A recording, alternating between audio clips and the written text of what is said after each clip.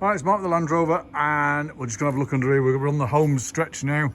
So I've painted that in Keswick green, painted the tunnel, painted the front of the tunnel in Keswick green, done the exhaust in heat-proof silver paint, and we've got the cowl done. All of the coolant pipes are all cleaned up and done and ready to go in. We've got some Steve Parker hoses to go on there. We've got a viscous fan in there, brand new one. All the oils and filters are ready to change in the front as well. And then Andrew's been working on this chassis. In fact, I'll go underneath and show you because it's pretty bloody good. It's pretty darn good. So this is, oh, excuse me. This is our repair. The chassis was a tiny bit bent, so we've bent that to match, just so it sits in there just nicely. And we're going around the other side, nice and solid. And we'll come around the other side of, oh, look at that, the paint's still wet, so, oh, look at that, isn't she gorgeous? Now, don't forget, this is the Gearbox Crossmember that sits there, and LandRover's go behind there, sort of needs to put a load of wax oil, or copper grease or something, I don't know what yet. We'll put a load of stuff on top of there because they actually go all the time there, because I've got a removable crossmember. That's a cracking job, that, solid as you like. That is going nowhere. And what we've done is remove the back of the exhaust, so I can clean that up and spray paint it silver as well. So now we've got an engine bay, and I think all we're missing now, well, apart from an engine and gearbox and transfer box obviously, is one brake pipe, and that's it, one brake pipe. And I'll show you, so what we did with the flywheel, right, the flywheel, oh, coming out here, oh my word, we've had a bit of a day today. It's been a tremendous day's work today. So I'll come in the garage, and there's the back of the exhaust. We've just got to rub that down and paint it silver. So what we did was here, Andrew did this, to be fair, is he said, how about knocking the ring gear off? And I thought, it'll never come off that with a little tiny gas bottle from one of these little tiny diddly ones. And he did, got it off. So that's belting. So on the back, she looks nice, and the teeth look nice and straight, and on the front is all worn.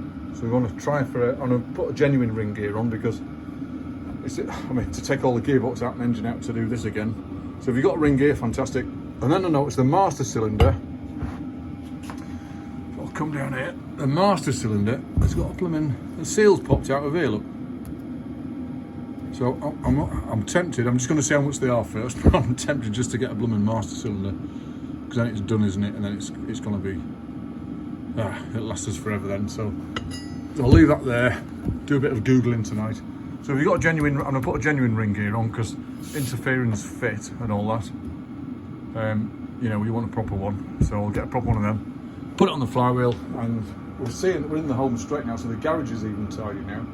So all the bits are cleaned up, look, all these bits that are lovely and clean. Transmission brakes painted.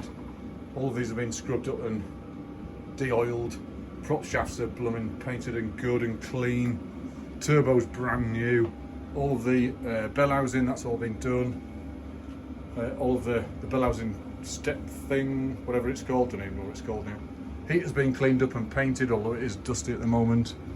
And then the back of the transmission brakes all been painted and gorgeous. Got to clean up the shoes now because I've got all rust from inside.